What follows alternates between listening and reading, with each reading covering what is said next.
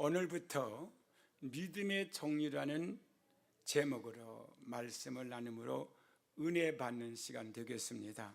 오늘날 우리는 불신과 불안의 시대에 살고 있습니다. 하나님이 있다고 하자니 희미하고 없다고 하자니 불안한 것이 현대인의 믿음입니다. 사랑하는 성도 여러분, 여러분과 나는 무엇을 믿고 장차 살아가며 우리 자손들은 앞으로 어떻게 될 것입니까? 우리는 불신과 불안의 시대에 살고 있는 건 분명합니다. 그러므로 우리 인간이 꼭 필요한 것은 하나님을 굳세게 믿고 붙잡아야 됩니다.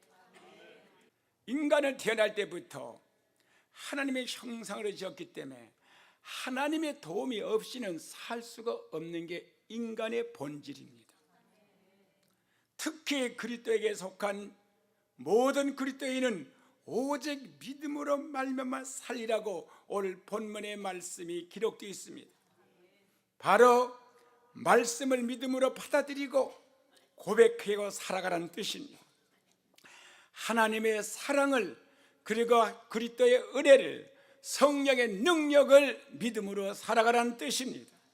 오늘부터 믿음의 종류라는 제목으로 말씀을 정한 것은 너무나 많은 그리스도인들이 믿음의 진리를 모르고 있을 뿐만 아니라 잘못 활용함으로 그리스도인으로서의 이탈된 삶을 삶으로 세상에서 외면당함으로 말미암아 오늘 이 말씀을 통해 삶을 변화시키고 믿음으로 바로 이해해서 바로 믿으며 그리스도의 성숙한 믿음으로 성장해서 교회가 갱신되고 더 나아가서 사회를 각성시키는 데 도움이 되었으면 해서 이 말씀을 전하기 시작했습니다. 그러면 첫째로 믿음이란 무엇입니까? 믿음에 대해서 알아야 되지 않겠습니까? 오직 나의 의인은 믿음으로 말미암아 살아가려고 했는데, 그러면 믿음이 뭔지 알아야 믿음으로 살아가지. 믿음의 진리를 잘못 파악하게 되면 우리는 잘못 신앙생활을 하게 되는 건 기정사실입니다. 모든 사람은 믿음에 의해서 생활하고 있습니다. 믿음이 없는 사람은 예수를 믿는 사람이든 예수를 안 믿는 사람이든 한 사람도 믿음 없는 사람은 없습니다. 하나님이 사람을 지을 때 믿음을 갖고 태어났습니다. 그리고 아담의 죄를 진 후에도 그 믿음의 가능성은 여전히 가지고 있습니다. 그래서 하나님이 세상을 사랑하사 독생의 죄를 주셨으니 저를 믿는 자마다 멸망치 않고 영생을 얻으라고 했지, 사람이 믿음의 가능성이 없다면 어떻게 믿겠습니까? 그래서 세상 사람들도 믿음을 다 가지고 있습니다. 우유를 마실 때에 병을 주는 것이 아니라 이 우유를 마시면 내 건강에 좋다고 생각하니까 마시는 것입니다. 이것이 바로 믿음입니다. 차를 타고 다리를 건너갈 때도 이 다리가 주저앉지 않고 안전히 건너갈 것이라고 믿기 때문에 다리를 건너가지. 왜 다리를 건너갑니까? 다리가 부러질 줄 안다면. 이것도 믿음입니다. 비행기를 탈 때도 조종사가 안전히 목적지까지 데려다 줄 걸 믿기 때문에 비행기를 타지, 육중한 쇳덩어리에다가 내 몸을 싣고 하는데 날개도 없는 내가 가다가 비행기 떨어지면 어떡하라고 거기에다 몸을 싣고 갑니까? 이것도 믿음인 것입니다. 이런 믿음은 예수를 믿지 않는 사람이나 예수를 믿는 사람이나 모두가 다 믿는 믿음인 것입니다. 이것을 가리켜서 natural faith, 바로 자연적인 믿음이라고 말하고 이것을 human faith, 인간적인 믿음이라고 합니다. 그런데 예수 그리스도를 나의 주님 그리고 나의 구주로 믿는 믿음은 이런 자연적인 믿음이나 인간적인 믿음이 아니라 이것을 초자연적인 믿음, supernatural faith라고 합니다. 이거를 전자는 인간 스스로 믿는 믿음인 동시에 후자는 바로 하나님의 은혜로 선물로 주시는 믿음입니다. 그러므로 로마서 12장 3절에 하나님이 각 사람에게 나눠진 믿음의 분량 이상 것을 생각하지 말고 행동하지 말라 그랬습니다. 믿음은 분량이 있습니다. 그 믿음은 내가 스스로 만들어내는 게 아니라 하나님의 주시는 은혜로 오는 믿음인 것입니다. 그러므로 그리스도인의 믿음은 인간 자신에 의해서 만들어지는 믿음이 아니라 하나님으로부터 오는 믿음인 걸 믿으시기를 예수 이름으로 권면합니다. 자연적인 믿음은 인간의 일상생활을 돕기 위한 것이요, 하나님이 주신 초자연적인 믿음은 구원으로 인도하고 하나님 나라의 시민으로 살게 하기 위한 믿음인 것입니다. 그래서 바로 우리가 초자연적인 믿음을 가지면 우리는 하나님의 시민권자요, 우리는 이 땅에 나군에요 하늘의 영원한 삶을 사는 하나님의 축복받은 자녀들인 것입니다. 성경은 너희가 그 은혜를 인하여 믿음으로 말미암아 구원을 얻어나니 이것이 너에게서 난 것이 아니요 하나님의 선물이라고 말했습니다. 누구든지 하나님의 주신 믿음으로 예수 그리스도를 영접해서 예수 안에 사는 사람은 새로운 피조물이 돼서 초자연적인 믿음으로 살 수가 있다는 것입니다. 바로 초자연적인 믿음은 구원뿐만 아닙니다. 할 수 없는 걸 할 수 있는 것이고 없는 걸 있게 하는 것이고 죽은 자를 살리는 게 바로 초자연적인 믿음인 것입니다. 이 초자연적인 믿음으로 살 때 하나님을 기쁘시게 하는 자가 된다고 성경을 말했으니, 믿음 없이는 하나님을 기쁘시게 할 수 없나니 하나님께 나간 자는 반드시 하나님의 계신 것과 하나님을 찾는 자에게 상을 주심을 믿으라고 했습니다. 제가 오늘부터 사용하는 믿음이란 말은 초자연적인 믿음의 뜻을 사용한다는 뜻이지 일반적인 자연적인 믿음을 말씀드리는 게 아닙니다. 히브리서 11장 성경 중에 가장 잘 알려지는 믿음장이라고 성경은 말합니다. 히브리서 11장은 그리스도인의 영적 삶을 개발하기 위한 절대적인 요소인 믿음의 질에 대해서 잘 말해주고 있습니다. 도대체 믿음이 무엇이며 믿음을 어떻게 활용하며 믿음을 활용한 사람들의 결국이 어떻게 되는가를 잘 설명한 게 바로 히브리서 11장입니다. 이 믿음장에서 그리스도에 속한 신자와 그리스도에 속하지 않은 불신자가 분명히 다른 점이 있음을 알게 하는 것이 바로 히브리서 11장입니다. 여기에 나오는 믿음의 사람들은 믿음의 대상과 목적이 분명하기 때문에 절대로 시험과 역경 속에서 흔들리지 않는 가치관과 인생관과 세계관을 가지고 믿음을 통해서 삶이 위대한 변화를 가져온 생생한 간증들이 기록되어 있습니다. 아브라함 같은 사람은 본래 갈대 우르에 산 사람인데 그는 우상쟁이의 아들이었습니다. 하나님이 그를 부르셨습니다. 그리고 그가 가보지 못한 곳에, 갈 바를 알지 못하는 그곳에 가라고 명령했을 때 아브라함은 가서 실태조한 것도 아니고 거기에 탐방한 것도 아니고 믿음을 가지고 떠났다고 말했습니다. 아브라함은 이 땅에 사는 동안에 그는 부유한 자가 되어 거부가 되었지만 하나님의 말씀에 이 땅은 잠깐이요 저 세상은 영원한 것이라는 말씀을 듣고 이 땅에서는 나그네라고 하는 말을 듣고 그는 나그네같이 살았습니다. 그는 하늘의 본향을 바라보면서 하늘 시민권자로 이 땅에 살았습니다. 그래서 그는 부유함에도 불구하고 거대한 집을 짓고 산 것이 아니라 그는 천막을 텐트를 짓고 살았습니다. 이는 장차 하나님께서 영원한 영생의 길에 하나님께서 성을 이미 지어서 아브라함에 줄 걸 믿었기 때문이라고 말했습니다. 거기는 모든 사람들이 자기가 본향을 바라보면서 현실의 삶을 극복하고 이기면서 믿음을 가지고 소망 가운데 산 사람들을 하나님이 부끄러워하지 아니하시고 그들을 위해서 성을 예배하셨다고 말씀하셨습니다. 그러므로 바로 영적인 믿음을 가진 사람은 지금 이 세상에 사는 동안에 하나님의 뜻이 무엇이며 내가 이 땅에서 무엇을 해야 되며 내가 진심으로 삶의 목적이 무엇인지 알고 살아야 됩니다. 솔로몬은 그렇게 지혜가 있고 똑똑하고 권세를 가지는 사람이었지만 그는 깨닫지 못하고 세상의 부귀영화를 다 누리고 산 사람입니다. 결국에 전도서에 보게 되면 모든 것이 헛되다고 말했습니다.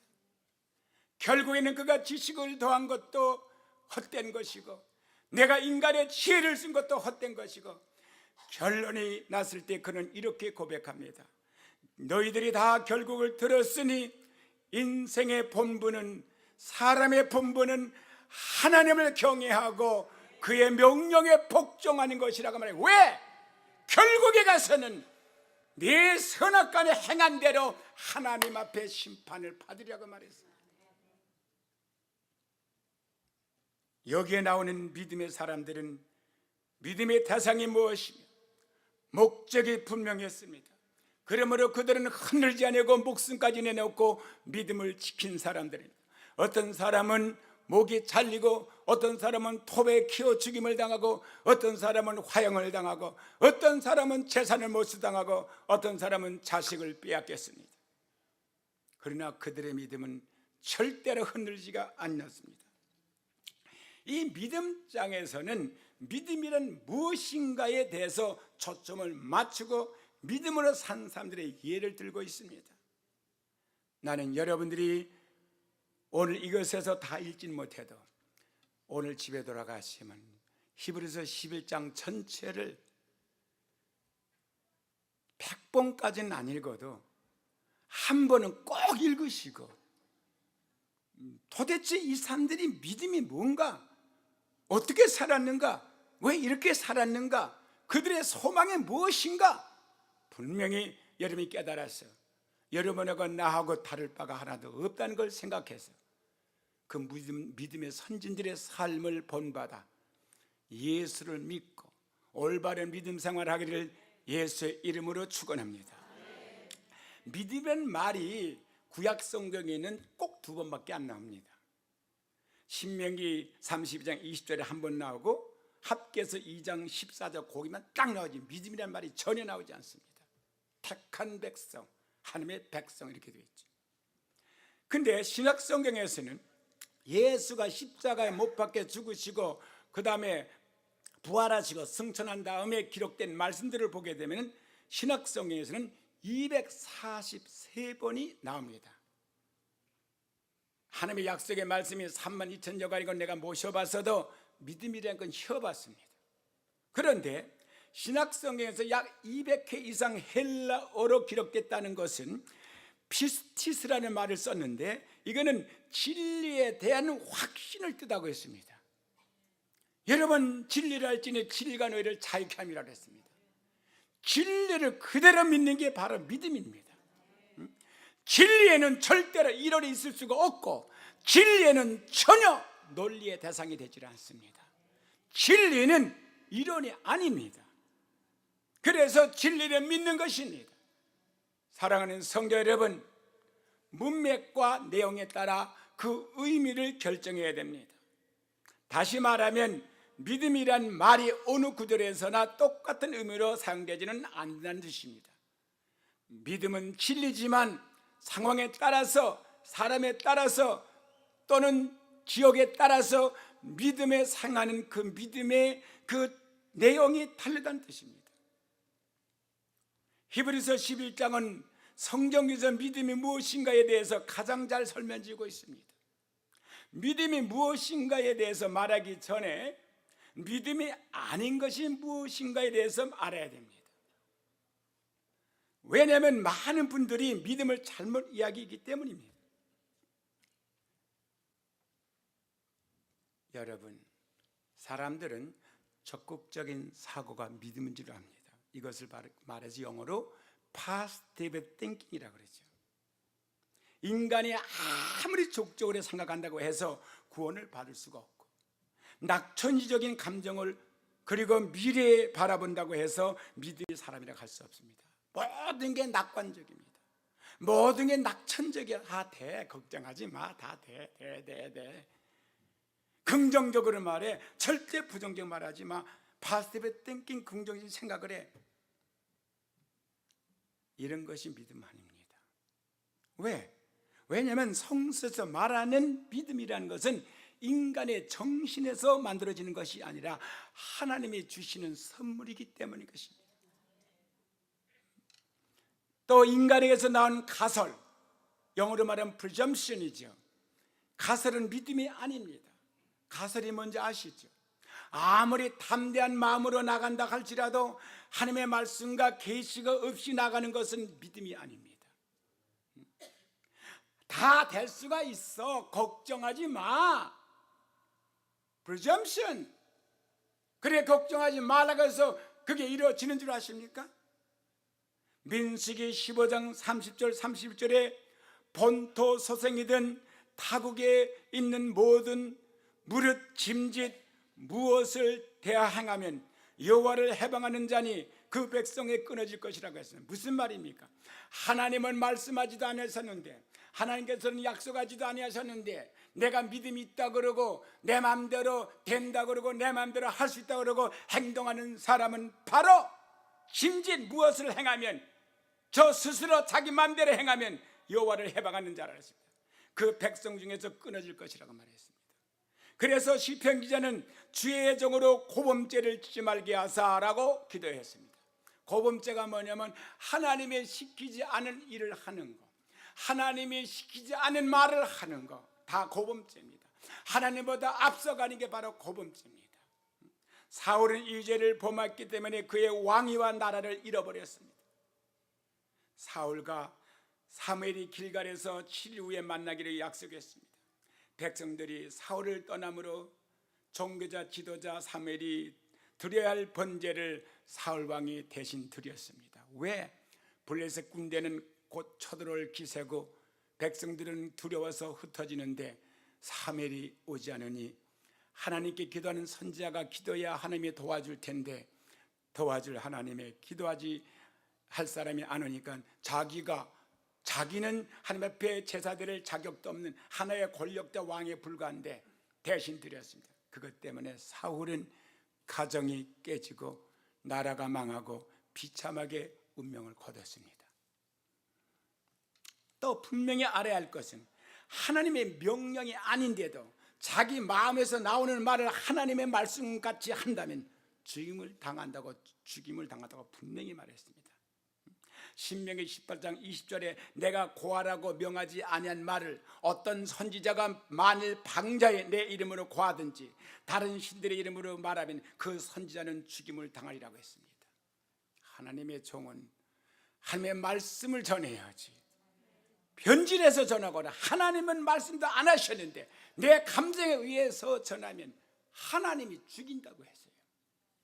우리는 하나님의 대변자입니다.